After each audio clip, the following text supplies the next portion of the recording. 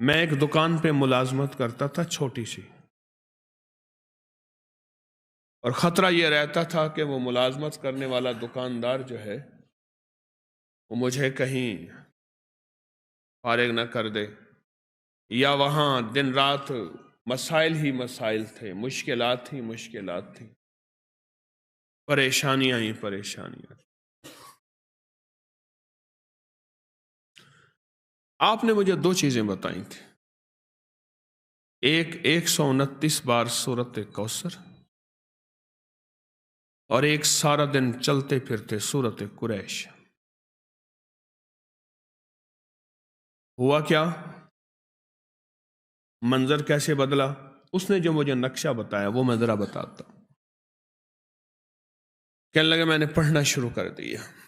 یہ میں بتا رہا ہوں آپ کو، ایک الفاظ کے جذبے ہیں، نعت کے، ایک دل کے جذبے ہیں کہ کملی والے کا کوئی امتی پریشان حال ہے تو پریشان حال نہ رہے۔ میرے آقا کا کوئی امتی ہے، وہ کسی رنگ، نسل، کسی مزاج، کسی مذہب فرقے کا ہے، میرے امتی، کملی والے کا امتی خالی نہ رہے۔ کہا کہ میں نے 129 بار سورت کوثر پڑھنی شروع کر دی، اور جذبے کے ساتھ سورت قریش پڑھنی شروع کر دی۔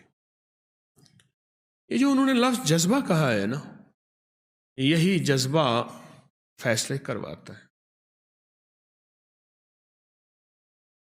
الفاظ سے زیادہ کیفیات فیصلے کرواتے ہیں۔ میری بات پہ غور کریں۔ مظلوم کے پاس کوئی اسم اعظم نہیں ہوتا، مظلوم کے پاس ایک جذبہ ہوتا ہے، وہی جذبہ عرش الہی کو ہلا دیتا ہے۔ ہمارے پاس الفاظ ہوتے ہیں، کیفیات نہیں ہوتی، جذبہ نہیں ہوتا، اور جذبے کی کمی کی وجہ سے ہم محروم رہ جاتے ہیں۔ پھر کہتے ہیں اتنا عرصہ آئے، اتنا عرصہ کیا، کیوں نہیں ملا؟ جذبہ جذبہ جذبہ۔ تو کہنے لگے میں نے جذبے سے پڑھا، جذبے سے پڑھا۔ میں کھجور کی دکان پہ کام کرتا تھا، چھوٹا سا ملازم تھا۔ ایک بڑا گاہک آیا کنٹینر کا، دوسرے ملک کھجور بھیجنی تھی۔ تو میرے مالک کے پاس آئے، اس نے کھجور کے جو ریٹ دیے وہ زیادہ تھے۔ انہوں نے کہا آپ زیادہ دے رہے ہیں، کچھ کم کر دیں۔ انہوں نے کہا یہی ہیں ہمارے ریٹ، اور وہ میرا مالک مدینہ کی منڈی کا بڑا سوداگر ہے، اور ایسا سوداگر ہے وہ جو ریٹ نکالتا ہے وہی چلتا ہے۔ کہا کہ انہوں نے مجھ سے رابطہ کیا، میرے رابطے تھے چونکہ اور تاجروں سے، میں نے کم ریٹ پہ وہی چیز ان کو دے دی، کنٹینر بھر کے بھیج دیا، اور مجھے اتنا بچ گیا۔